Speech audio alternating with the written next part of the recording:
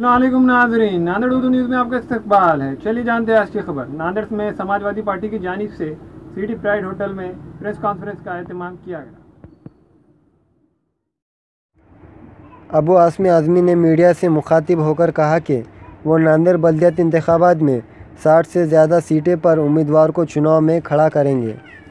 Samajwadi party के रियासत सदर रुकन असम्बली अबू आसमी आज़मी का आज नांदेड़ दौरा हुआ। इस मौके पर शहर सदर मिर्ज़ा नवाब बेग और शुमाल हल्का असम्बली के सदर सैयद मोहसिन सुनार व दीगर ज़िम्मेदारान की जानिब से सिटी प्राइड होटल में एक प्रेस कॉन्फ्रेंस का एहतमाम किया गया। इस मौके पर अबू आसमी आज़मी ने कहा कि वो नांदेड़ बल्दिया इंतखाबात में पूरे ताकत के साथ 60 से ज़्यादा उम्मीदवार खड़ा करेंगे। इन्होंने कहा कि आज मुल्क के हालात बहुत ख़राब और बदतर हो चुके हैं। सेकुलर पार्टी के मुत्तहदा होकर फ़िरका परस्तों को शिकस्त देना ज़रूरी है। इस मौके पर मिर्ज़ा नवाब बेग ने कहा कि नांदेड़ बल्दियाती इंतखाबात में पूरे पार्टी समाजवादी के 50 से ज़्यादा सीटें बल्दियाती चुनाव में जीत दर्ज करेंगे। शुमाल के मोहसिन सुनार ने कहा कि आज माहौल समाजवादी पार्टी का हक़ में है। हम ज़्यादा से ज़्यादा मेहनत करके समाजवादी पार्टी के सीटों को जिताने की कोशिश करेंगे। इस मौके से ज़िला अक़लियती सेल ग़ुलाम मोहम्मद आरिफ, शहर सलाहकार अब्दुल रऊफ़, यूथ के शहर सदर गौस साबरी, शेख महबूब व दीगर समाजवादी पार्टी के सैकड़ों कारकुन मौजूद थे। कल औरंगाबाद में एसी को लेकर बड़ा विवाद हुआ है, आप कुछ अलग ही बोल रहे थे। ऐसा है कि मैं कुछ नहीं बोल सकता हूँ। देश किसी की मर्जी से नहीं, देश कानून से चलेगा।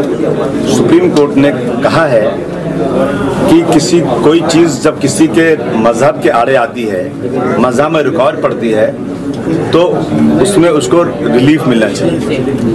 1986 का जजमेंट है। 2-3 बच्चे जनगण मन अधिनायक राष्ट्रगीत के लिए खड़े नहीं हुए थे, तो सुप्रीम कोर्ट ने कहा कि खड़े होकर रिस्पेक्ट देना चाहिए। अगर नहीं पढ़ते हैं तो भी वो देशद्रोही नहीं है। आज कुछ लोग ज़बरदस्ती ऐसी बातें ला करके आपस में लड़ा रहे हैं। गांधी जी ने जब आज़ादी की लड़ाई में बात हुई थी तो 3 नारे दिए थे। जब लोगों ने कहा कि आपको इसमें वंदे मातरम नारा देना पड़ेगा, तो गांधी जी ने कहा नहीं, 3 नारा देना पड़ेगा। एक नारा देना पड़ेगा अल्लाह अकबर, दूसरा नारा वंदे मातरम, तीसरा नारा हिंदू मुस्लिम एकता जिंदाबाद।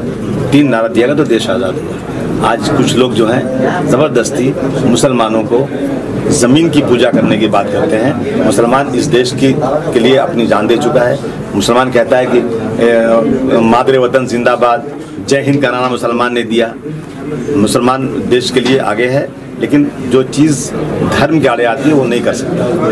सर, वंदे मातरम का इंसल्ट करना कहाँ तक जायज़ है? बिल्कुल नहीं करना चाहिए, गलत है। इंसल्ट बिल्कुल नहीं होना चाहिए। जनगण मन हो, वंदे मातरम हो, अगर आप नहीं पढ़ सकते तो खड़े होकर उसका एहतराम करना चाहिए। आप कांग्रेस के बारे में कुछ बोल रहे थे कि कांग्रेस की हालत दोगलेपन की वजह से चिंताजनक हुई है। कांग्रेस 2 नाव पे चढ़ रही है।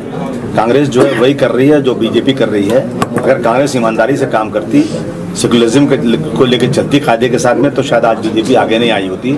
इस देश का समाज का दबा कुचला मुसलमान दलित हमेशा कांग्रेस को वोट देता रहा, लेकिन कांग्रेस ने मजबूर होकर वोट लिया, खुश करके वोट नहीं लेना चाहती। आज भी अगर कांग्रेस को कहीं सीटें मिलेंगी तो सिर्फ इसलिए मिल सकती हैं कि बीजेपी बहुत ज़्यादा सांप्रदायिकता फैला रही है, आर्थिक स्थिति खराब कर रही है, तो अल्टरनेट कोई फोर्स नहीं दूसरी है, इसलिए कांग्रेस को मिल जाएगा। लेकिन कांग्रेस कोई नीति ऐसी नहीं बना रही है जिससे देश मजबूत हो। भाजपाने आता साखरेवरचं अनुदान बंद केले आणि पेट्रोलमध्ये दरवाढी खूप मोठ्या प्रमाणात केली, तर सामान्य जनांची पिळवणूक होते।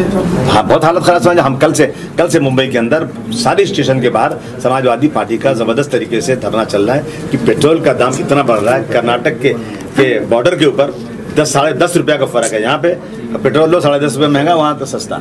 ये चल रहा है देश के अंदर। ये नीतियाँ बीजेपी की बहुत ख़राब हैं। ये अमीरों को अमीर बनाती जा रही है, गरीबों को गरीब बनाती जा रही है। इससे आम आदमी को बहुत बड़ा नुकसान होगा। उसके मंत्री ने कह दिया जो गाड़ी रखते हैं वो गरीब नहीं है। अरे भाई, गाड़ी चलती है, उससे सफ़र होता है, उससे सामान ढोया जाता है, उससे लोडिंग, उससे जो है यातायात होती है, इसका बहुत बड़ा फ़र्क पड़ने वाला है। राशन दुकान पे भी अभी शुगर नहीं मिलने वाली है। गलत है ये। उसके राशन दुकान में पहले सूजी मिलती थी, तेल मिलता था, बेसन मिलता था, ये सारी चीज़ें मिलती थी, और आज ये सब बंद हो रही हैं। इसकी हम मांग करते हैं कि इन गरीबों के लिए जिस तरह से राइट टू एजुकेशन है, राइट टू फूड में इन सारी चीज़ों को जो ज़रूरत है राशन दुकान पे सस्ते दाम पे मिलना ही चाहिए। नहीं मिलना ये गरीबों के साथ खुली नाइंसाफ़ी है। बर्मा के जो लोग हैं उनके खिलाफ जो वो हलफनामा जो कोर्ट में दाखिल हुआ हुकूमत का, उसके ऊपर आपकी क्या राय है? देखिए, ऐसा है कि ये ज़बरदस्ती किसी को आतंकवादी कहना ठीक नहीं। अगर कोई वाकई आतंकवादी है तो उसे बिल्कुल देश में जगह नहीं मिलना चाहिए।